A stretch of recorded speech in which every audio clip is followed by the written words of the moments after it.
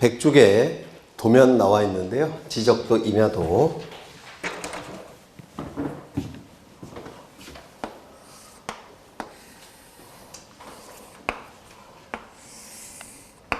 여기에 십자가 모양의 그림이 있습니다. 십자가 모양의 그림이. 이 십자가 모양의 그림을 뭐라고 부르냐면 색인도라고 불러요. 색인도. 그래서 도면을 쉽게 찾는 나침반 역할을 수행합니다. 숫자가 여기 예를 들어서 7번, 8번, 9번, 여기는 한 3번, 한 15번 이렇게 되어 있다면 요 가운데에 있는 이게 도면의 번호예요. 8호 도면이라는 뜻입니다. 그리고 이 안에는 많은 토지들이 등록되어 있을 겁니다. 이렇게 등록되어 있을 거예요. 그러면 이쪽에 있는 토지를 찾고 싶을 때도 있겠죠. 맞아요. 그러면 이쪽에 있는 토지의 모양을 알고 싶다면 여기 15호 도면을 찾아보면 됩니다. 15호 도면. 왼쪽에 있는 토지들도 있겠죠. 그러면 이 토지들을 찾고 싶다면 몇 호 도면을 찾아보면 될까요? 7호 도면을 찾아보면 됩니다. 위쪽의 도면을 찾고 싶다면 몇 호 도면 찾아보면 될까요? 3호 도면.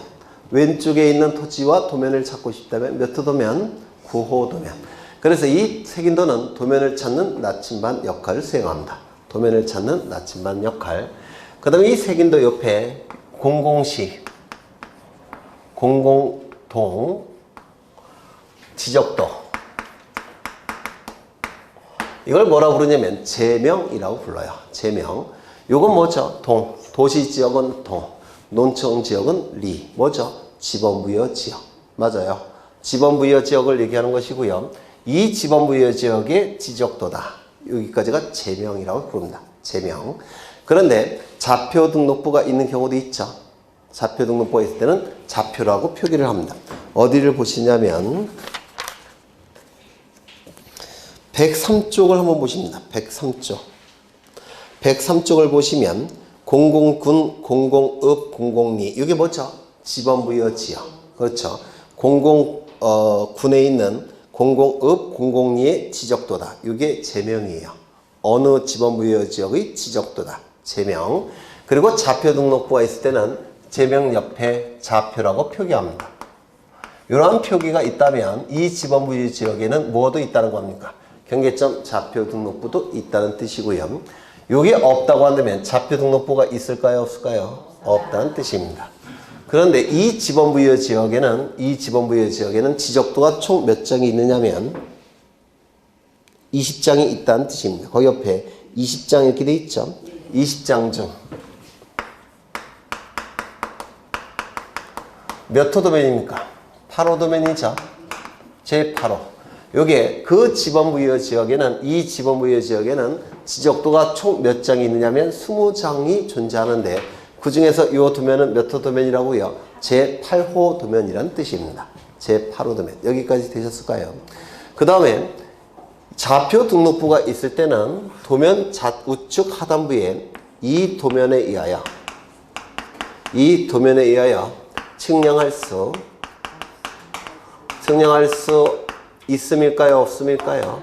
없음 이렇게 표기되어 있습니다. 그 이유는 도면과 좌표값을 비교해보면 어느 것이 좀 더 정밀하게 공시되는 정보일까요? 좌표값. 따라서 좌표 등록부가 있을 때는 좌표값 가지고 측량하는 것이지 도면 갖고 측량하지 말라는 겁니다. 원칙적으로 도면 갖고 측량할 수 있지만 좌표값이 있을 때는 도면 갖고 측량하지 말고 뭐 갖고 측량하는 겁니까? 좌표값 가지고 측량하라는 뜻이에요. 따라서 여기에 좌표라는 문구가 있으면 여기는 없음 이렇게 나와야 됩니다. 이것도 좀 기억해 두셔야 되겠죠. 그럼 이 정도 보시고 다시 앞으로 가십니다. 100쪽을 보시면 이번에 도면의 법정 축척이라고 되어 있는데 도면은 총 7가지 축척으로 작성이 됩니다. 법에서 딱 축척을 정해놓고 있어요. 총 7가지죠.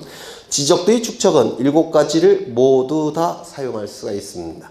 보통 600분의 1과 1200분의 1이 가장 많아요.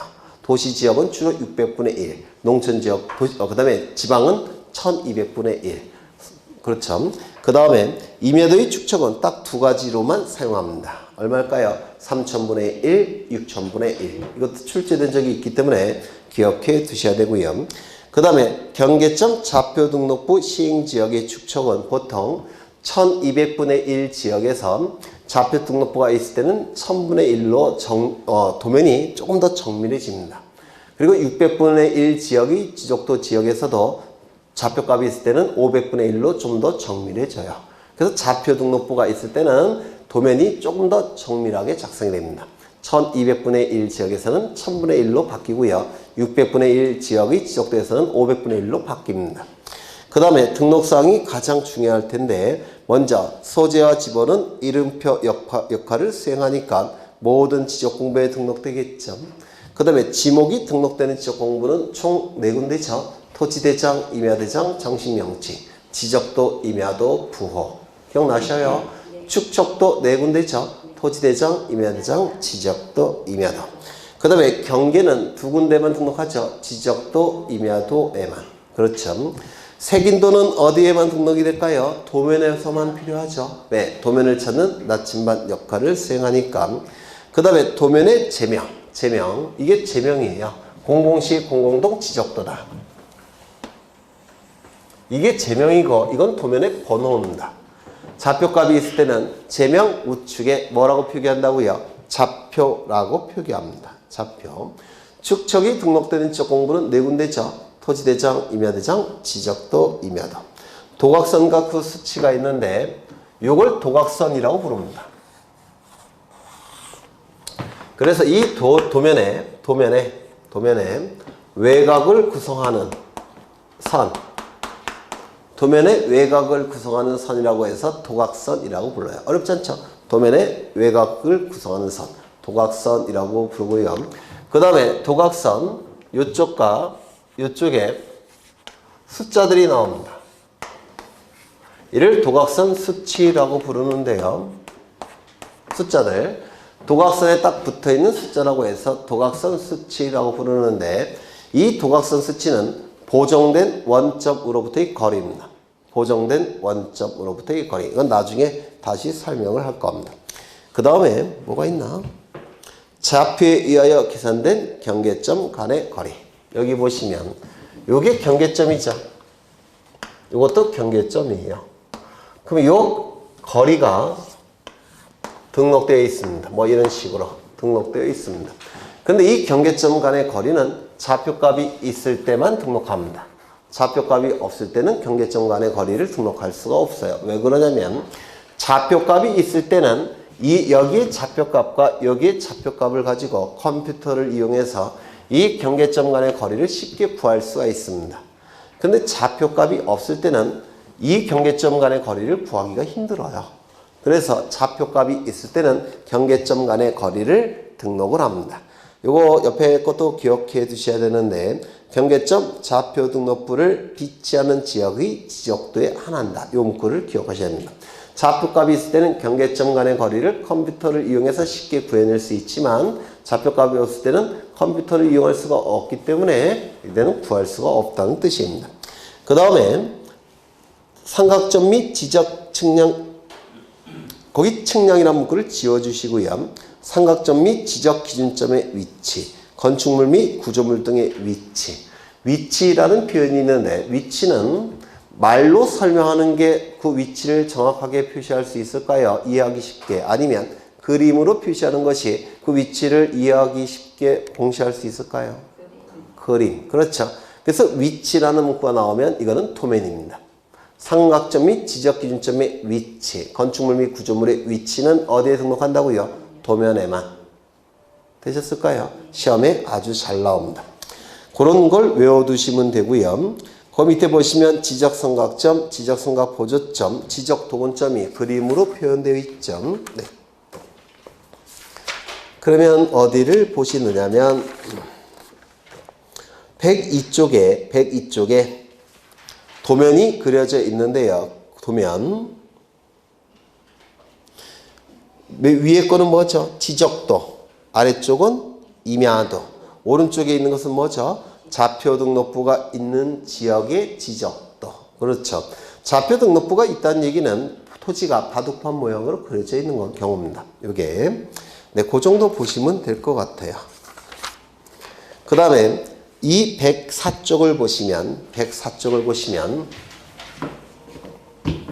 토지가 이렇게 생겼을 때 토지를 위에서 밑을 내려다보게 되면 토지가 이렇게 생겼다는 겁니다. 토지를 위에서 밑으로 내려다보면 이렇게 생겼는데요. 여기에 X축이 그어지고 여기에 Y축이 그어지면 이 경계점이 뭐로 표시될 수 있을까요? 좌표값으로 표시되겠죠. 맞아요. 여기 1번, 2번, 3번, 4번. 이 숫자를 뭐라고 부르냐면 경계점을 특정하기 위해서 이 경계점을 특정하기 위해서 숫자 형태로 부여된 부호입니다. 부호. 숫자 모양으로 된 부호예요. 경계점을 특정하기 위한 경계점과 경계점 좌표값을 특정하기 위한 숫자 형태의 부호라고 부르고요. 그러면 이제 여기 X좌표, Y좌표가 구해지겠죠? 맞습니까? X좌표, Y좌표가 구해질 겁니다. 어떠한 측량을 통해서 구해한다고 했습니까? 경위 측량. 경위 측량을 통해서 이 X좌표, Y좌표가 구해질 겁니다. 그러면 이제 좌표값이 나오겠죠?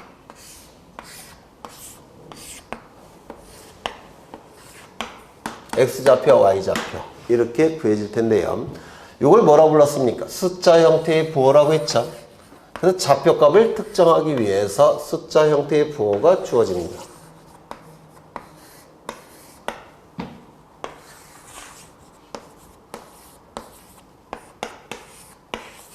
이렇게 숫자 형태의 부호가 주어집니다. 경계점과 그 좌표값을 특정하기 위해서 숫자 형태의 부호가 부여되고요.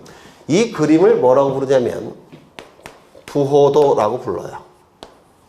부호로 구성된 그림이라고 해서 부호도라고 부릅니다. 이걸 뭐라고 부릅니까? 좌표값. 맞아요.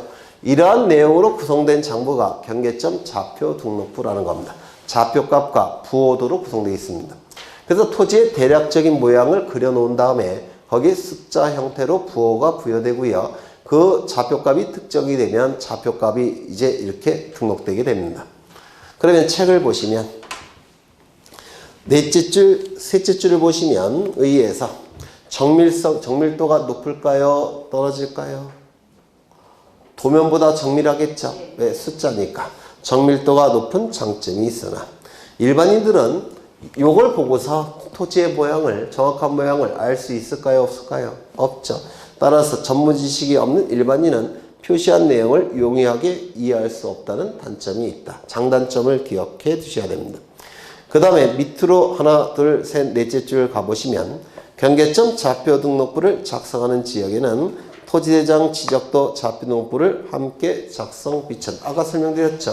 좌표값은 좌표값 위주로 공시되니까 다른 정보를 공시하기가 힘듭니다.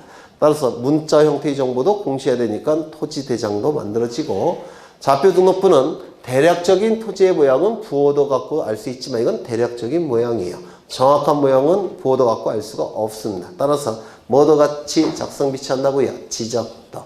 조심하셔야 될 것은 좌표 등록부와 연결되는 것은 토지대장 지적도지 임야대장 임야도와 연결되는 게 아닙니다. 토지대장 지적도이어야 돼요. 그 다음에 비치지역이 나와 있는데 넷째 줄 보시면 도시개발 사업 등의 시행지역으로서 지적 확정 측량을 실시한 지역, 직접 변경을 측량을 실시한 지역 꼭 외우셔야 돼요. 이 좌표 등록부는 비용이 굉장히 많이 듭니다. 일단 측량기구가 비싸고요. 이 측량기구를 다룰 수 있는 전문가가 인건비가 비싸요. 그래서 모든 토지마다 좌표 등록부를 작성 비치할 수는 없고 굉장히 비싼 지역. 따라서 분쟁이 자주 발생하는 지역. 분쟁이 자주 발생하니까 경계와 경계점을 숫자 형태로 정확하게 표시할 필요가 있는 지역. 그 지역에서만 좌표 등록부를 작성 비치합니다. 그 지역은 두 군데예요. 첫 번째, 지적 확정 측량 실시 지역. 축적 변경 측량 실시 지역. 꼭 외워두셔야 되고요. 그 다음에 좌표값은 도면보다 훨씬 정밀한 정보죠. 맞아요. 그러면 좌표값이 있을 때는 뭐 갖고 측량하는 겁니까? 좌표값 가지고. 좌표값이 없을 때는 뭐 갖고 측량할까요? 도면 갖고. 그렇죠. 그래서 맨 마지막을 보시면 따라서 지상 경계의 복원과 면적의 결정은 당연히 좌표값 가지고 정할 겁니다. 도면값 꼭 정하는 게 아닙니다. 왜? 좌표값이 훨씬 정밀하니까. 되셨을까요? 되셨죠? 넘겨보겠습니다. 등록사항이 나오는데요. 등록사항. 소재와 지번은 모든 지적공부. 그렇죠. 좌표값은 좌표 등록부. 토지의 고유번호는 도면을 제외한 모든 지적공부. 도면번호는 공유지역명부와 대지권 등록부만 빼고서는 다 등록이 돼요. 도면번호는 어디에만 등록이 안 된다고요? 공유지역명부, 대지권 등록부에만 등록이 안 된다고 했죠. 장번호, 이거는 여러 장으로 구성된 건 전부 다 장번호가 존재할 테고요. 부호 및 부호도, 이 그림이 부호도입니다. 그러니까 좌표값을 특정하기 위해서 토지의 모양을 대략적으로 그려놓은 게 부호도라고 부르고요. 이 부호도 안에 있는 요 숫자들, 이걸 부호라고 불러요. 부호. 숫자 형태의 부호입니다. 좌표값과 경계점을 특정하기 위해서 숫자 형태로 부호를 붙인 겁니다. 되셨을까요? 그렇죠. 그 다음에 그 밑에 전산 처리된 지적공보라고 되어 있는데 이건 정확한 표현은 이건 옛날 표현이고요. 지금 표현은 정보 처리 시스템을 통하여 기록 저장된 형태의 지적공보. 이게 정확한 표현입니다.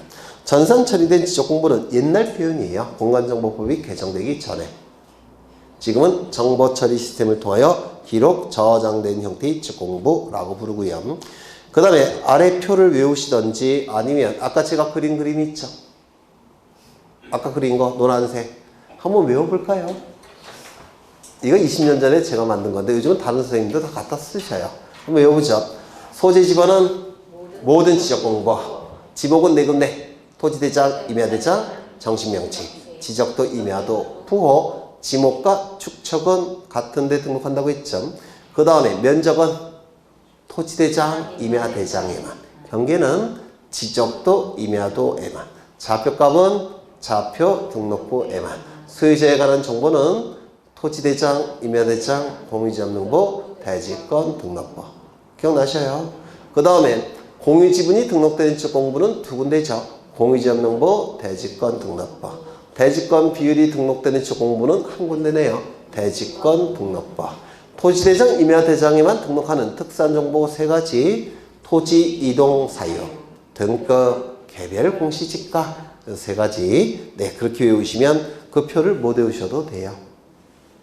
그거 외우기 싫으시면 이거라도 외우셔요. 표라도. 그 다음에 부동산 종합 공부를 보겠습니다. 부동산이라는 표현이 있죠. 따라서 토지뿐만 아니라 건물에 관한 정보도 수록되어 있겠죠. 그리고 종합적이라는 표현이 있으니까 토지의 표시뿐만 아니라 다른 정보도 등록되겠죠. 그래서 부동산 종합 공부는 부동산에 관한 종합적인 정보를 담고 있는 공적인 장부라는 뜻인데요. 여기는 지적공부에 관한 내용도 등록되어 있기 때문에 실무에서는 지적공부 따로 보지 않고 종합공부로 대부분 해결이 됩니다. 그래서 이 종합공부는 거기 출제되는 걸 보시면 관리 및 운영을 보시면 첫째 줄 지적수관청 밑줄 쳐져 있습니까? 지적수관청이 작성 관리합니다. 지적수관청. 2번을 보시면 영구히 보존이라는 표현이 있습니까? 이거는 지적공부일까요? 아닐까요? 지적공부는 아니에요. 그런데도 영구 보존 장부입니다. 영구 보존 밑줄. 그 다음에 누가 보존하느냐? 작성관리의 주체인 지적수관청이 영구 보존하겠죠. 그 다음에 그 밑에 보시면 멸실 훼손에 대비하여 밑줄 치죠. 별도로 복제하여 관리하는 정보관리 체계를 구축. 별도로 복제하는 정보관리 체계를 구축. 누가요? 지적수관청이. 지적수관청이. 이 부동산 종합공부는 만들어진 지 몇 년 안 돼요. 아직 10년이 안 됐는데 이거는 처음부터 컴퓨터 파일 형태로 만들어져 있습니다. 컴퓨터 파일 형태로. 컴퓨터 파일 형태는 문제가 있어요. 바이러스 먹으면 다 날아가죠. 맞아요. 장점도 있습니다. 복제하기가 굉장히 쉬워요. 그래서 이 컴퓨터 파일 형태의 부동산 종합공부는 멸실 훼손에 대비하여 별도로 복제하여 관리하는 정보관리 체계를 구축해 놔야 되는데 누가 하는 걸까요? 지적수관청이. 맞습니까? 그런데 지적공부 중에서 정보처리 시스템을 통하여 기록 저장된 형태의 지적공부 있죠. 그것도 컴퓨터 파일 형태죠. 이것도 바이러스 먹기 쉽고 복제하기 쉽습니다. 따라서 이 정보 처리 시스템을 통하여 기록 저장된 형태의 지적 공부도 별도로 복제하여 관리하는 정보 관리 체계를 구축해 놔야 되는데 지적 공부는 누가 하느냐면 국토교통부 장관이 합니다. 다시요. 별도로 복제하여 관리하는 정보 관리 체계를 구축하는 주체가 종합 공부일 때는 누구라고요? 지적소관청. 지적 공부일 때는 누구라고요? 국토교통부 장관. 이거 구별하셔야 돼요. 지적 공부는 국토교통부 장관이 해야 되고 종합 공부는 지적소관청이 하는 겁니다. 그 다음에 가장 중요한 것이 등록사항이죠. 등록사항 반드시 외우셔야 됩니다. 1번 뭐죠? 토지 표시와 소유자. 많이 보신 거죠? 어디에 등록사항일까요? 지적공고, 토지의 표시와 소유자. 2번 건축물의 표시와 소유자. 어디에 등록된 사항일까요? 건축물 대장의 등록사항입니다. 건축물의 표시와 소유자. 3번 토지 이용 및 규제에 관한 사항. 토지 이용 계획 확인서의 등록사항인데요. 토지 이용 계획 확인서는 공법 시간에 엄청나게 많이 공부하실 겁니다. 실무에서 가장 중요한 서류예요. 토지 이용 계획 확인서의 등록사항, 토지 이용 및 규제에 관한 사항. 네 번째, 세금과 관련된 사항입니다. 뭘까요? 부동산 가격에 관한 사항. 다섯 번째, 등기부의 등기사항입니다. 뭘까요? 부동산 관리에 관한 사항. 그래서 이 종합공부는 토지에 관한 엄청나게 많은 정보도 등록되어 있고요. 심지어는 등기부에 등록된 등기에 관한 정보도 엄청나게 등록되어 있기 때문에 실무에서 이거 하나 갖고 다 처리합니다. 따라서 지적공부가 아닌데도 불구하고 우리 시험에 자주 나와요. 이 5가지 좀 외워두셔야 됩니다. 다시 한번 외워보죠. 첫 번째, 지적공부의 등록사항 뭐죠? 토지 표시와 소유자. 두 번째, 건축물 대상의 등록사항 뭐죠? 건축물의 표시와 소유자. 세 번째, 토지 이용 계획 확인서의 등록사항 뭐죠? 토지 이용 및 규제에 관한 사항. 네 번째, 세금과 관련된 사항 뭐죠? 부동산 가격에 관한 사항. 다섯 번째, 등기부의 등기사항 뭐죠? 부동산 관리에 관한 사항. 그래서 용익물권, 담보물권, 소유권 다 여기 기록되어 있습니다. 이게. 그 다음에 증명서 발급이 나와 있는데요. 거기 지적소관청이 관리하고 있죠. 따라서 신청은 누구에게 할까요? 지적소관청. 그런데 컴퓨터 파일 형태로 되어 있고요. 그리고 읍면동과 지적소관청 사이에 전산망이 다 연결되어 있습니다. 그렇다면 국민의 편의를 위해서 누구도 추가시킨 겁니까? 읍면동장. 이거 기억하셔야 됩니다. 읍면동장도 추가되어 있다는 거 기억해 두셔야 되고요. 그 다음에 등록상 정정 나와 있는데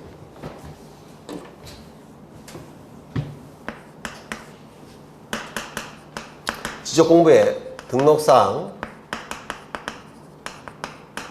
정정에 관한 규정이 준용이 됩니다. 이 부동산 종합공부도 잘못 등록하는 경우가 있겠죠. 오류가 있을 수가 있죠. 그럼 그 오류를 고쳐야 될 텐데 이 부동산 종합공부의 등록상 정정은 지적공부의 등록상 정정에 관한 규정이 준용이 돼요. 준용이 되니까 원칙은 뭘까요? 신청. 예외는 뭘까요? 직권. 그래서 원칙은 소유자가 신청을 통해서 정정할 수도 있고요. 지적소관청이 직권으로 정정할 수도 있다는 겁니다. 이거 얼핏 이해가 되셔요? 그렇죠. 그런데 여기에 100번지 토지가 존재합니다. 그러면 이 100번지 토지에 관해서 종합공부에 등록되는 내용은 뭐가 있을까요? 첫 번째, 토지 표시와 소유자. 맞습니까? 두 번째는 뭐가 있죠? 건축물이 있다면 건축물의 표시와 소유자. 없다면 기록하지 않아도 상관이 없습니다. 세 번째는 뭐가 있죠? 토지 이용 계획, 토지의 이용 및 규제에 관한 사항. 네 번째는 뭐가 있을까요? 토지니까, 이건 토지니까 토지의 가격에 관한 사항. 다섯 번째는 뭐가 있을까요? 그렇죠. 이 토지의 권리에 관한 사항. 이렇게 5가지가 등록이 될 겁니다. 여기까지 되셨을까요? 되셨죠? 그런데 여기에 토지는 뭐라고 표시되어 있냐면 100의 1번지. 여기도 100의 1번지. 여기도 100의 1번지. 여기도 얼마로 표시돼야 될 겁니다. 100의 1번지. 그러면 이 토지의 표시는 다 일치하네요. 100의 1번지로 되어 있으니까. 이것도 100의 1번지로 하죠. 이렇게. 다 일치하죠. 그런데 여기 뭐라고 되어 있냐면 100의 11번지로 되어 있다는 겁니다. 여기는 100의 1번지, 100의 1번지, 100의 1번지, 여기는 100의 11번지로 되어 있어요. 그렇다면 요거 하나만 일치하지 않네요. 아니 100의 1번지, 100의 1번지, 여기도 100의 1번지, 여기는 100의 11번지. 그럼 요것만 일치하지 않죠. 이걸 뭐라 부르냐면 불일치 사항이라고 부릅니다.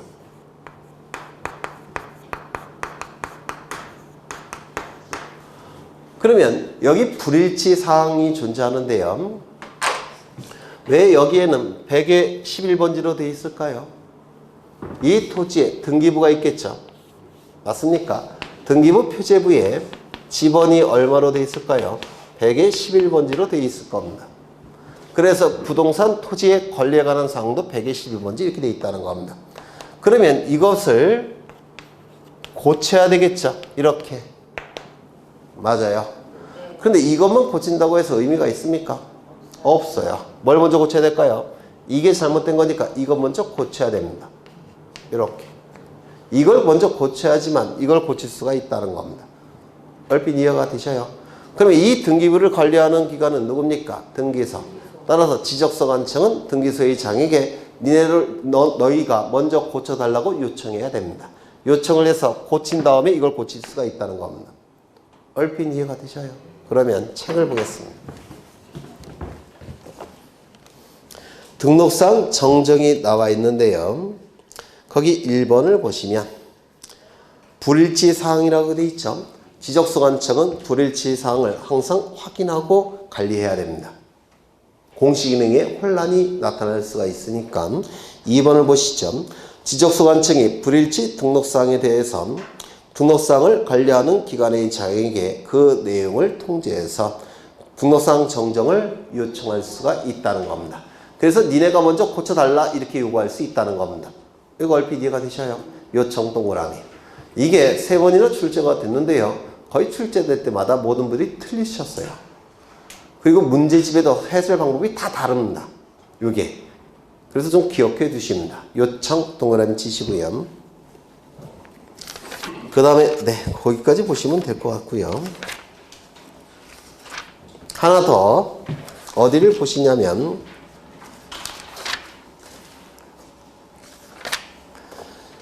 108쪽에 열람 및 증명서 발급이 있습니까? 있죠.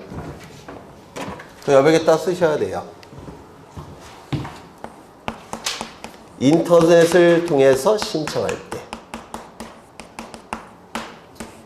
인터넷을 통해서 열람이나 증명서 발급을 신청할 때 지적공부는 열람도 무료고 증명서 발급도 무료입니다.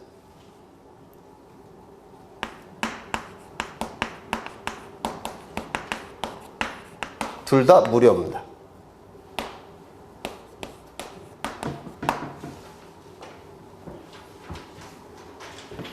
지적공부의 경우에는 인터넷을 통해서 신청할 때는 열람하는 것도 무료고 증명서 발급도 무료예요. 그런데 부동산 종합공부는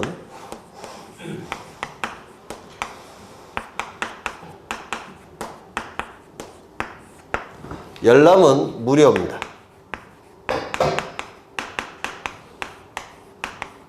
증명서 발급은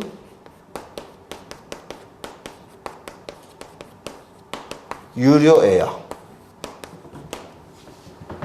증명서 발급은 1,000원이나 800원을 내야 됩니다. 즉 맞춤형은 800원이고요. 전부는 1,000원짜리예요. 그래서 유료입니다. 여기 종합형은 1,000원, 맞춤형은 800원. 구체적인 돈의 액수는 모르셔도 돼요. 종합형은 뭐냐면 전부 다 증명서 발급해 준다는 뜻이고, 맞춤형은 필요한 것만 증명서 발급해 준다는 뜻인데, 종합형은 1,000원, 그 다음에 맞춤형은 800원인데 이건 모르셔도 돼도 이건 아셔야 돼요. 이 두 가지. 인터넷을 통해서 신청할 때 지적공부는 열람도 무료, 증명서 발급도 무료. 종합 공부는 열납은 무료지만 증명서 발급은 유료. 네, 이거 좀 기억해 두십니다. 실무적인 것과 관련해서 일반인과 관련되어 있기 때문에 출제될 가능성이 높습니다. 네, 그 정도 보시고요. 쭉 넘어가겠습니다. 이제 어디를 보시냐면 116쪽을 보십니다. 거기 지적정보 전담 관리기구 설치 나와 있는데 밑줄 찾아 있습니까? 1번에 국토교통부 장관 밑줄 치셨어요. 2번에 보시면 국토교통부 장관 밑줄 치셨습니까? 그리고 그 밑에 요청 밑줄, 그 다음에 거기 박스에 맨 앞대가리 두 문자를 다 동그라미 치십니다. 주가 부고 동그라미 치시고요. 왼쪽 옆에다 쓰십니다. 뭐라고 쓰시냐면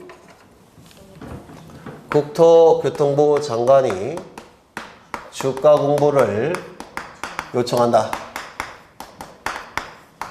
이렇게 쓰십니다. 시험과 관련해서 굉장히 자주 출제가 됩니다. 국토교통부 장관 주가 공보 요청. 대한민국에서 돈 버는 방법은 두 개밖에 없죠. 부동산 아니면 주식이죠. 네. 그래서 주가 공보 요청. 누가? 장관이. 네.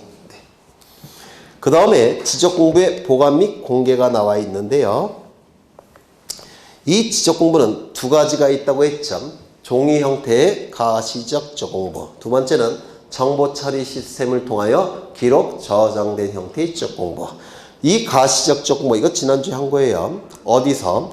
청사 지하에 지적 서버를 설치해서 여기서 연구 보존한다고 했는데 기억나셔요? 그래서 지적 서버 밑줄, 연구 보존 밑줄. 그 다음에 거기 지적 파일 이렇게 나와 있는데 이건 옛날 표현입니다. 지금은 정보 처리 시스템을 통하여 기록 저장된 형태의 지적 공부.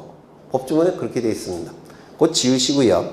정보 처리 시스템을 통하여 기록 저장된 지적 공부. 이렇게 정확하게 기억하시는 게 좋을 것 같아요. 아마 원고료가 안 나온 것 같아요. 저도 원고료 안 나오면 대충 씁니다. 농담이고요. 불가시적 지적 공부를 우리 법조문에서는 정보 처리 시스템을 통하여 기록 저장된 형태의 지적 공부 이렇게 부릅니다. 이때는 누가 추가되어 있다고 했습니까? 시도지사가 추가되어 있다고 했는데 거기 나와 있죠. 첫째 줄에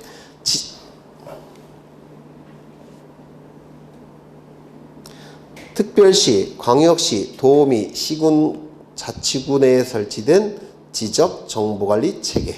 거기 특별시, 광역시, 도 이렇게 나와 있죠.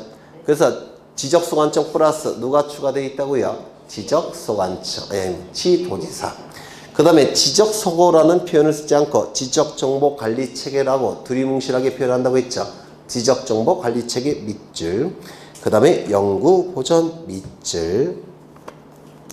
그 다음에 2번을 보시죠. 국토교통부 장관 밑줄.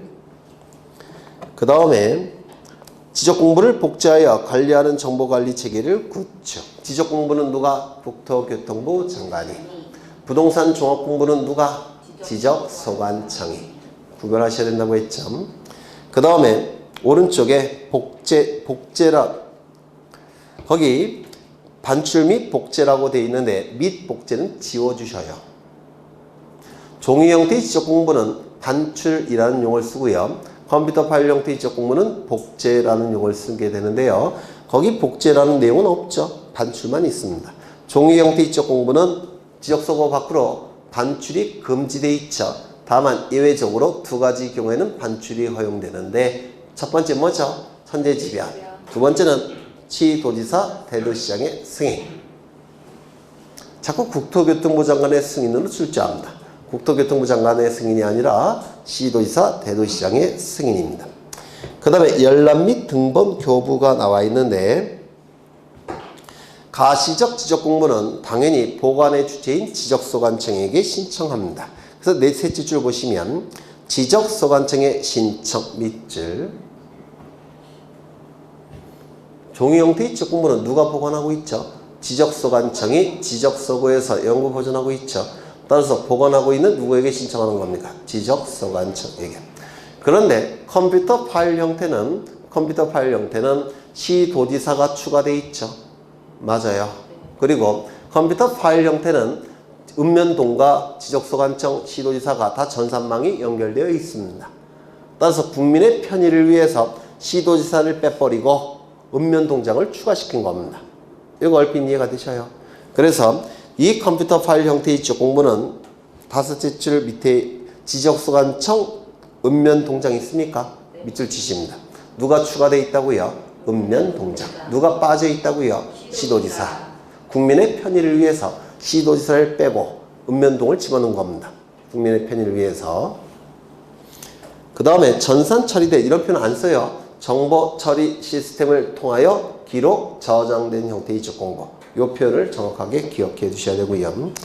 그 다음에 수수료 납부가 나와 있는데 이것도 별표 치셔서 기억해 두셔야 되는데 거기 둘째 줄 보시면 해당 지방자치단체 수입 증지로 지적소관청에 납부해야 된다라고 옛날 법에는 이렇게 규정이 되어 있었습니다. 옛날 법에는.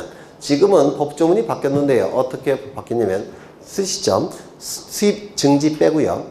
수입 인지, 콤마, 수입 증지 또는 현금. 이렇게 바뀌었습니다. 수입 인지, 콤마, 수입 증지 또는 현금. 인지는 뭐예요? 국세의 개념이죠. 증지는 지방세의 개념이죠. 그래서 국토교통부 장관에게 신청할 때는 인지나 현금, 시도나 지적소관청에 신청할 때는 증지나 현금. 그렇죠. 그래서 법조문이 그렇게 바뀐 겁니다. 수입 인지, 수입 증지 또는 현금. 되셨을까요? 그 다음에 수수료 면제 나와 있는데요. 1번 지적 측량 업무에 종사하는 지적기술자가 업무와 관련하여 밑줄. 측량 업무는 국가 업무입니다. 통치권 행사를 위한 정보인 면적경계 좌표값을 수집하는 업무이기 때문에 국가 업무예요. 이걸 수행자가 대신하는 겁니다. 그렇다면 국가 업무 수행하는 도중에 열람하는 거 돈 받을까요? 안 받을까요? 안 받는다는 얘기입니다. 그 다음에 2번을 보시면 국가나 지방자치단체가 업무상 필요에 의하여 국가 업무를 수행하고 있죠. 돈 받을까요? 안 받을까요? 안 받아요. 그렇죠. 그래서 이 수수료 면제와 관련해서도 시험에 잘 내니까 좀 기억해 두셔야 되고요. 그 다음에 도면에 복사가 나와 있는데 1번에 지적소관청,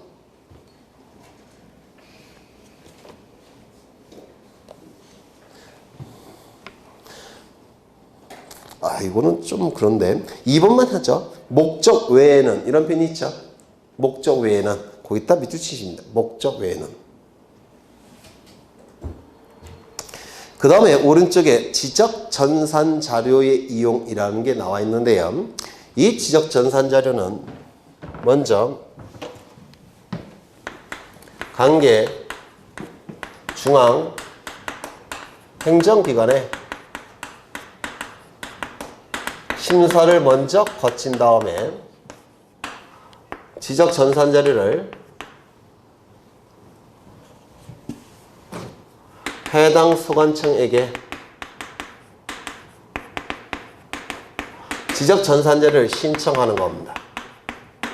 여기서 해당 소관청이 누구냐? 이게 의미가 있는데요. 전국 단위일 때는 해당 소관청 누구에게 신청할까요? 국토교통부 장관에게. 맞아요.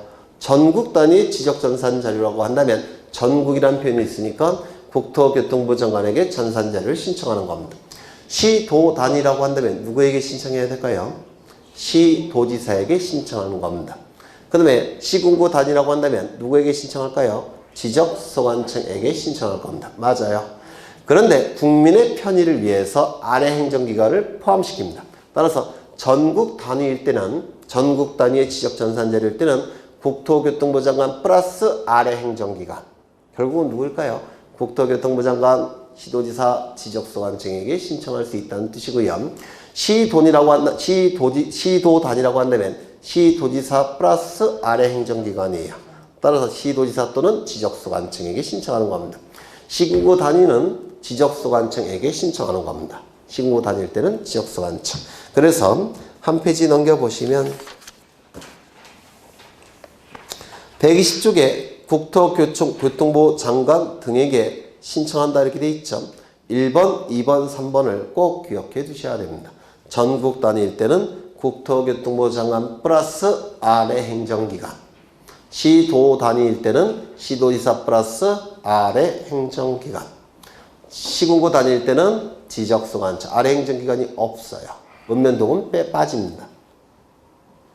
되셨을까요? 네. 그 다음에 다시 앞으로 가보시면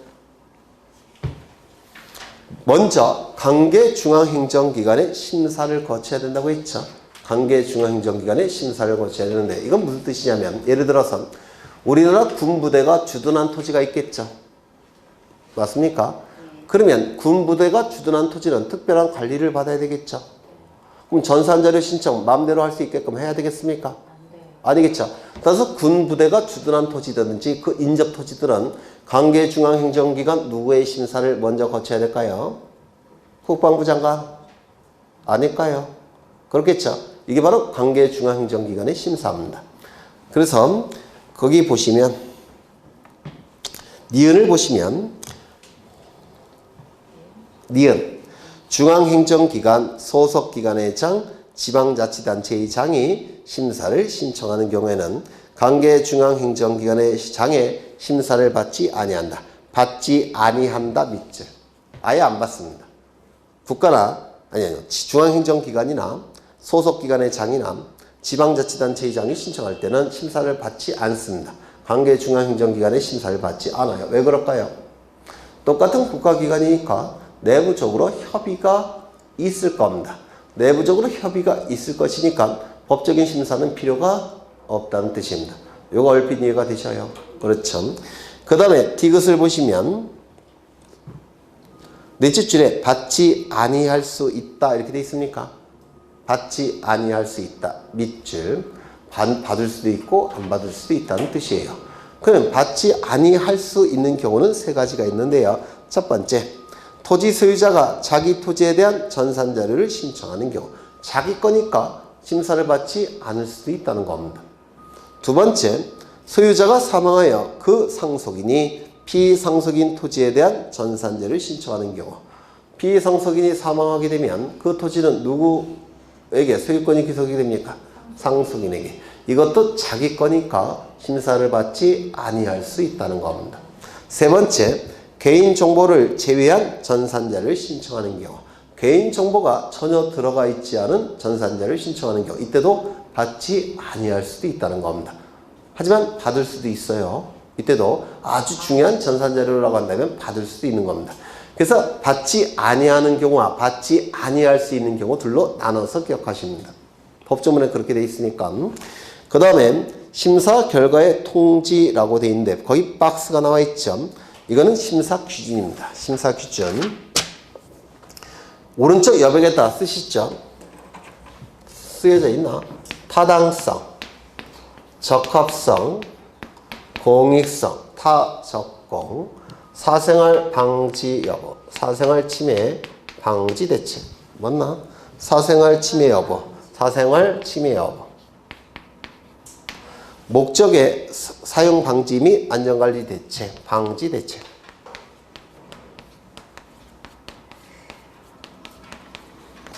이걸 쓰셔서 외우셔야 돼요. 관계중앙행정기관의 심사 기준입니다. 타당성, 적합성, 공익성, 사생활 침해 여부, 그 다음에 방지, 목적의 사용 방지 및 안전관리 대책, 방지 대책 이렇게 외우십니다. 이런 건 자주 출제가 되니까 기억해 두셔야 돼요. 타적공, 사생활 방지 대책.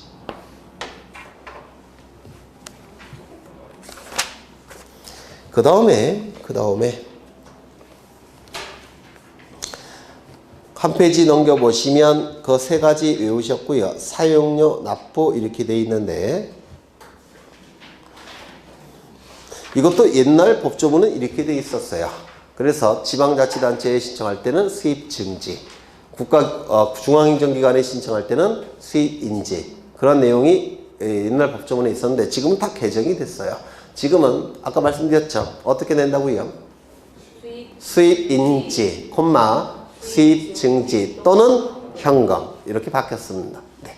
나중에 요약집에 다 제대로 돼 있으니까 그때 보시면 돼요. 요약집에서.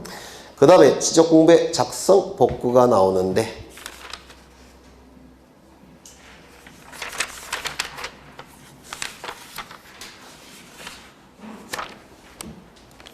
아까 프린트를 나눠드린다고 했는데 깜빡했네. 나눠주셨어요? 네.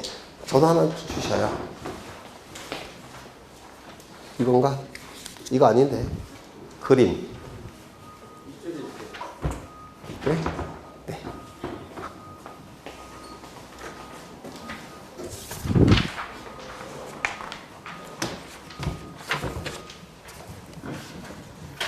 이 지적공부의 복구도 시험과 관련해서 자주 출제가 되고 있기 때문에 좀 기억해 두셔야 됩니다. 여기 한 필지 토지에 관한 정보가 수집이 될 겁니다. 이 수집된 정보는 지적공부라는 공적인 장부에 주된 정보인 토지 표시에 관한 정보와 부수적인 정보인 소유자에 관한 정보가 등록이 될 테고, 그리고 관리가 될 테고, 궁극적으로는 주권자인 국민에게 그 정보는 공시까지 이루어지게 될 겁니다. 이를 지적제도라고 불러요. 그런데 이 지적공부가 멸실이나 훼손이 됐다는 겁니다. 그러면 공시 기능은 어떻게 될까요? 중단이 되겠죠. 맞습니까? 이 공시 기능이 중단된 상태는 있어서는 안 돼요. 중단되지 않아야 됩니다. 그렇다면 이걸 어떻게 해야 될까요? 다시 만들어야 될 겁니다. 지적공부를 다시 만들어서 토지의 표시도 다시 만들어야 되고 소유자 부분도 다시 만들어야 된다. 이를 지적공부를 복구한다 라고 얘기를 합니다. 지적공부가 멸실훼손됐을 때 이를 다시 만드는 거, 이를 지적공부의 복구라고 하는데요. 이 공시 기능이 중단되는 상태는 짧으면 짧을수록 좋기 때문에 첫 번째, 이 복구는 지체 없이 해야 됩니다. 발견 즉시 지체 없이 해야 된다는 겁니다. 그렇다면 소유자의 신청을 기다릴 시간적 여유가 있을까요? 없을까요? 없습니다. 또는 상급 국가기관의 승인을 받을 시도지사나 국토교통부 장관의 승인을 받을 시간적 여유가 있을까요? 없을까요? 없습니다. 그래서 소유자의 신청을 받아 복구한다. 시도지사, 대도시시장 또는 국토교통부 장관의 승인을 받아 복구한다. 이런 문구가 나오면 다 틀린 지문입니다. 소유자의 신청을 받아 복구해야 된다고 한다면 신청이 없을 때는 마냥 기다려야 되겠죠. 승인을 받아 복구해야 된다면 승인이 있을 때까지 마냥 기다려야 되겠죠. 근데 그래서는 안 돼요. 이게 공시능이 중단된 상태는 짧으면 짧을수록 좋기 때문에 신청을 기다릴 여유도 없고 승인을 받을 여유도 없습니다. 따라서 이런 문구가 나오면 무조건 틀린 지문입니다. 두 번째, 이 토지의 표시는 관련 자료 갖고 복구하는데 이 관련 자료는 멸실 훼손 당시의 관련 자료인지 복구 당시의 관련 자료인지가 문제가 됩니다. 어느 시점에 관련 자료 갖고 복구한다고 했습니까? 시간이 이렇게 흘러가면 이 시점은 멸실 훼손 시점이에요. 이 시점은 복구 시점입니다. 다시 만드는 시점이에요. 그래서 지적공부가 없어지는 시점과 다시 만드는 시점 사이에는 시간적인 갭이 존재하죠. 맞습니까? 그러면 이 중간에 자료가 위조가 된다든지 변조가 된다든지 허위로 작성될 가능성이 있습니다. 그러면 이때의 관련 자료 갖고 복구를 해야 된다면 위조, 변조, 허위로 작성된 관련 자료 갖고 복구될 가능성이 나타나게 돼요. 맞아요. 근데 이때 당시에 관련 자료 갖고 복구한다면 이런 건 다 제외가 되겠죠. 따라서 어느 시점에 관련 자료 갖고 복구해야 되겠습니까? 멸실 훼손 당시에 관련 자료 갖고 복구하는 겁니다. 이때가 아니라. 이거 얼핏 이해가 되셔요. 이때 이 관련 자료 중에서 계획이라는 계획이라는 단어가 들어간 자료는 관련 자료가 될 수가 없습니다. 왜냐하면 계획대로 세상 일이 뜻대로 되는 경우가 있겠습니까? 없죠. 그래서 계획이라는 단어가 들어가면 이건 미확정 자료가 되기 때문에 복구 자료가 될 수가 없습니다. 2번이나 출제가 됐어요. 계획이라는 단어가 들어간 자료는 관련 자료가 될 수가 없습니다. 그 다음 제일 중요한데요. 이 소유자 부분은 등기부가 있다면 등기부 갖고 복구하는 것이고 등기부가 없다고 한다면 법원의 확정 판결 갖고 복구하는 겁니다. 소유자 부분은 등기부가 기준이 되는 겁니다. 그런데 미등기 토지도 존재하기 때문에 미등기 토지일 경우에는 등기부가 없죠. 그때는 법원의 확정 판결 갖고 복구하는 겁니다. 이런 것들이 개념과 관련해서 자주 출제됩니다. 개념과 관련해서 자주 출제되고요. 그 다음에 하나 더, 네 번째. 첫 번째, 두 번째, 세 번째, 네 번째. 복구 절차. 이것도 출제가 됩니다. 그래서 이 복구 절차까지 보셔야 되는데 이 복구 절차는 순서까지 출제가 돼요. 프린트 보시고요. 이 지적 공부를 복구할 때 토지 소유자가 가장 관심 있어 하는 부분은 뭘까요? 토지 소유자가 가장 관심 있어 하는 토지에 관한 정보는 뭘까요? 면적입니다. 면적. 그래서 면적 위주로 절차가 진행이 됩니다. 여기까지 얼핏 이해가 되셔요? 면적 위주로 절차가 진행되는데요. 먼저 이 순서 시간의 흐름과 논리에 따라서 진행이 되고요. 면적 위주로 절차가 진행이 된다는 걸 이해하시면 순서를 암기하는 건 그다지 어렵지 않습니다. 예전에 지난 순환에는 판서했죠. 판사한 걸 프린트로 나눠 드리는 거예요. 똑같습니다. 지난 순환에 1, 2월 달에 판사한 게 그냥 프린트로 나가는 겁니다. 시간을 좀 아끼기 위해서. 그럼 이제 이 순서를 잘 이해하시는데 시간의 흐름과 논리에 따라서 진행이 되고 있고요. 면적 위주로 절차가 진행된다는 걸 먼저 이해하십니다. 먼저 지적 공부가 멸실됐다든지 없어졌다는 겁니다. 훼손이 됐다는 겁니다. 크게. 그러면 지적 공부를 다시 만들어야 되는데 다시 만들기 위한 자료들이 있어야 되겠죠. 그걸 복구 자료라고 부릅니다. 그래서 지적 공부를 다시 만들기 위해서 지적 공부와 관련된 자료들을 조사를 하게 되는데 이를 복구 자료를 조사한다라고 얘기합니다. 지적 공부와 관련된 각종 자료를 조사하겠다는 겁니다. 그러면 복구 자료 조사를 통해서 자료들이 모아지겠죠. 그 모아진 자료를 두 개의 카테고리로 나눕니다. 첫 번째는 대장의 등록상을 증명할 수 있는 자료들. 두 번째는 도면의 등록상을 증명할 수 있는 자료들. 이렇게 두 개로 나눕니다. 좌표 등록부는 항상 존재하는 게 아니죠. 그래서 좌표 등록부 빼놓고 자료가 조사가 되면 조사된 자료를 두 개의 카테고리로 나누는데 첫 번째, 대장의 등록상을 증명할 수 있는 자료들 하나. 또 하나는 도면의 등록상을 증명할 수 있는 자료들 하나. 이렇게 둘로 나눕니다. 대장의 등록상을 증명할 수 있는 자료를 가지고 지적 복구 자료 조사서를 작성합니다.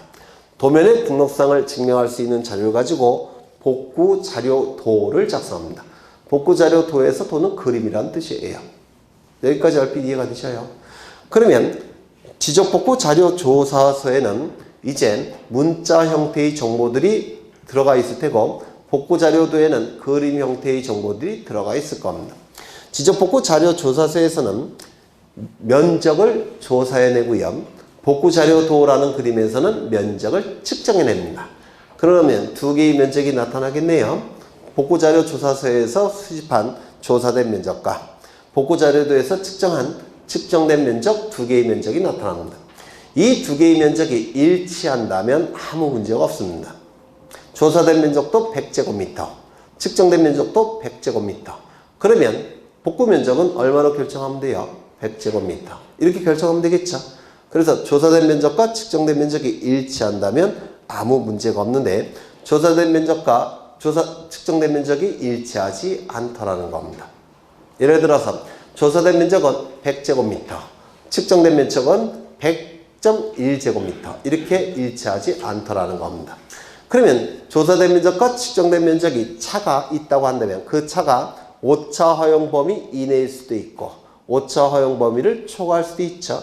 오차 허용 범위 이내일 때는 이때는 조사된 면적을 복구 면적으로 결정합니다. 이유는 대장이 도면보다 더 중요한 자료이기 때문에 그렇습니다. 여기까지 얼핏 이해가 되셔요? 조사된 면적과 측정된 면적의 차가 오차 허용 범위 이내일 때는, 즉 차가 적을 때는 조사된 면적을 복구 면적으로 결정하는 겁니다. 그런데 조사된 면적과 측정된 면적의 차가 굉장히 클 때는, 이때는 조사된 면적도 신뢰할 수 없고 측정된 면적도 신뢰할 수가 없습니다. 너무 차가 크니까. 얼핏 이해가 되셔요? 두 번째, 조사된 면적은 있는데 복구 자료도가 작성되지 않아서 측정된 면적이 없는 경우, 이때는 조사된 면적도 신뢰할 수가 없습니다. 왜냐하면 비교 기준이 없기 때문에 그렇습니다. 이때도 측량에 들어갑니다. 여기까지 얼핏 이해가 되셔요? 다시요. 조사된 면적과 측정된 면적의 차가 오차 허용 범위 이내일 때는 조사된 면적을 복구 면적으로 결정하는 것이고, 오차 허용 범위를 초과한다든지 조사된 면적은 있지만 복구 자료도가 작성이 되지 않아서 측정된 면적이 없는 경우, 이 두 가지 경우에는 조사된 면적도 신뢰할 수가 없기 때문에 이때는 측량에 들어갑니다. 이때 하는 측량을 복구 측량이라고 얘기합니다. 그러면 복구 측량을 통해서 새롭게 만들어진 자료들이 있겠죠. 그러면 복구 측량을 통해서 새롭게 만들어진 자료와 기존의 복구 자료가 일치한다면 아무 문제가 없습니다. 그런데 기존의 복구 자료와 복구 측량을 통해서 만들어진 자료들 사이에 내용이 일치하지 않더라는 겁니다. 그때는 어느 자료에 우선순위를 둬야 될까요? 복구 측량을 통해서 만들어진 자료에 우선순위를 둬야 됩니다. 이거 얼핏 이해가 되셔요? 따라서 기존의 복구 자료에 근거한 경계화 면적은 잘못된 겁니다. 기존의 복구 자료에 근거한 경계화 면적은 잘못된 거니까 이건 조정을 해야 됩니다. 경계화 면적을 조정해야 됩니다. 경계화 면적이 조정이 될 때 손해가 발생한 자가 있다면 그자의 동의를 얻은 다음에 경계화 면적을 조정합니다. 동의를 얻어서 경계화 면적이 조정이 되면 조정된 경계점에 경계점 표지를 설치해서 표시를 해놔야 됩니다. 여기까지 되셨을까요? 경계점 표시까지 설치가 되면 이제 복구 자료 조사도 끝났고 이제 복구 측량도 다 완료가 됐으니까 이제 시군구 게시판과 인터넷 홈페이지에 조정된 토지의 표시를 게시를 해야 됩니다. 며칠 이상? 15일 이상. 15일 이상 정말 시험에 잘 나옵니다. 그 다음에 불만이 있는 자들로부터 이의 신청을 받게 되는데, 이의 신청 기간은 별도로 주어지는 것이 아니라 게시 기간 내 이의 신청을 받습니다. 게시 기간 내 이의 신청을 받습니다. 그리고 이의 신청 절차까지 완료가 되면 지적 공부를 복구하게 됩니다. 이거 얼핏 이해가 되실까요? 네. 벌써 두 번째 하는 거니까 이해가 되셔야 되는데 다시 한번 해보죠. 지적 공부가 멸실 훼손이 있게 되면 지적 공부를 다시 만들어야 되는데, 다시 만들기 위해서 복구 자료를 조사합니다. 복구 자료를 조사를 통해서 구해진 자료를 두 개의 카테고리로 나누게 됩니다. 대장의 등록상을 증명할 수 있는 자료와 도면의 등록상을 증명할 수 있는 자료 두 개로 나눈 다음에 대장의 등록상을 증명할 수 있는 자료를 가지고 지적 복구 자료 조사서를 작성하고, 도면의 등록상을 증명할 수 있는 자료를 가지고 복구 자료 도를 작성합니다. 복구 자료 조사서에서 면적을 조사해내고 복구 자료 도에서 면적을 측정해냅니다. 두 개의 면적이 나타나게 돼요. 이 두 개의 면적이 일치한다면 아무 문제가 없습니다. 그런데 일치하지 아니할 때, 첫 번째, 조사된 면적과 측정된 면적의 차가 오차 허용 범위 이내일 때는 조사된 면적에 우선순위를 둬서 조사된 면적을 복구 면적으로 결정합니다.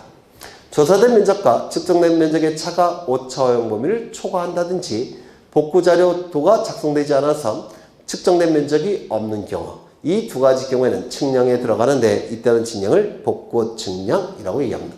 복구 측량을 통해서 새로 만들어진 자료와 기존의 복구 자료가 일치한다면 문제가 없는데, 복구 측량을 통해서 만들어진 자료와 기존의 복구 자료가 일치하지 아니할 때는 기존의 복구 자료에 근거한 경계화 면적은 잘못된 거니까 조정을 해야 됩니다.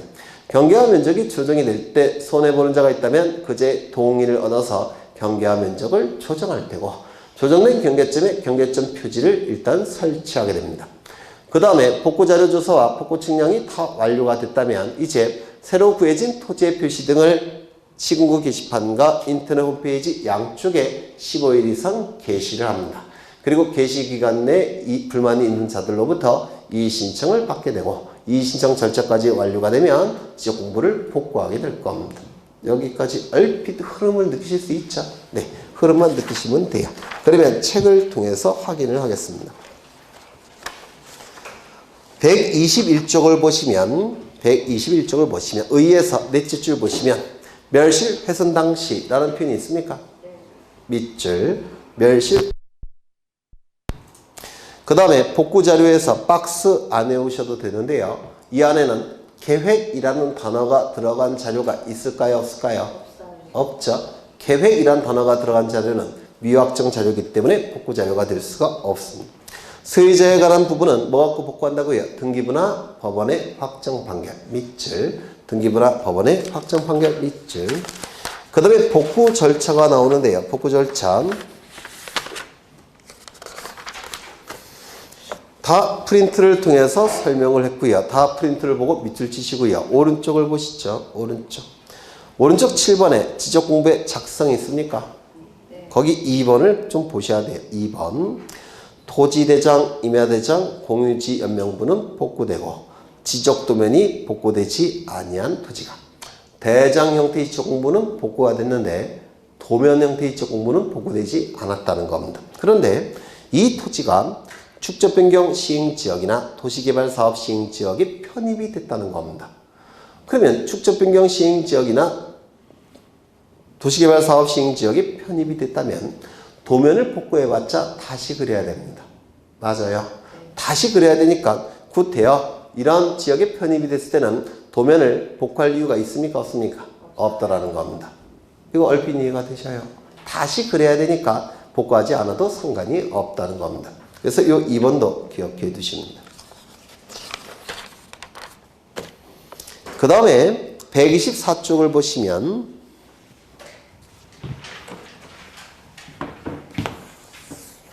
여기는 하나의 지번부여 지역을 그린 건데요. 하나의 지번부여 지역.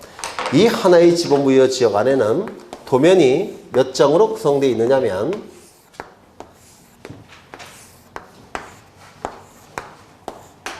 몇 장인가? 하나, 둘, 셋, 넷. 하나, 둘, 셋, 넷. 16장으로 구성되어 있어요. 그런데 이 지번부여 지역 전체를 한꺼번에 볼 수 있게끔 만든 게 뭐냐면 일람도라는 겁니다. 이 지역 전체를 한 번에 볼 수 있게끔 눈으로 본다가 한자예요. 보면 이를 일람도라고 얘기합니다. 이 16장으로 구성된 지번부여 지역 전체를 보기 위해서는 이거 16장을 다 펼쳐놔야 되겠죠. 맞아요. 그럼 절차가 복잡하니까 이때는 한꺼번에 전체를 한 번에 볼 수 있는 도면을 만들어 놓은 겁니다. 축소해서. 그걸 일람도라고 부르는데요. 거기 보시면 오른쪽에 125쪽에 두째 줄 보시죠. 일람도는 해면 해당 도면 축적의 10분의 1 크기로 작성하고 전체를 볼 수 있게끔 만들어야 되니까 도면보다 더 작게 그려야 되겠죠. 10분의 1로 작성하고 그 밑에 줄 보시면 도면의 장수가 4장 미만일 때는 일람도를 구태여 작성할 이유가 있을까요? 4장 미만이면 그냥 펼쳐놓으면 되겠죠. 4장 미만일 때는 작성하지 아니할 수 있다. 그 정도만 보십니다. 네, 오늘은 여기까지만 보겠습니다. 정신없죠. 그런데 지금 단계는 심화 과정이기 때문에 출제되는 걸 다 보신 거예요. 빼놓는 거 없습니다. 1, 2월 달에 아무것도 다 보시는 겁니다. 네. 뭐 이거 또 요약지 강의할 때 또 해요. 또 하는 거니까 반복이 계속 될 겁니다. 너무 걱정 안 하셔도 되고요. 오늘 여기까지 보시고 코로나 조심하시고요. 다음 주에 또 뵙겠습니다. 고생하셨습니다.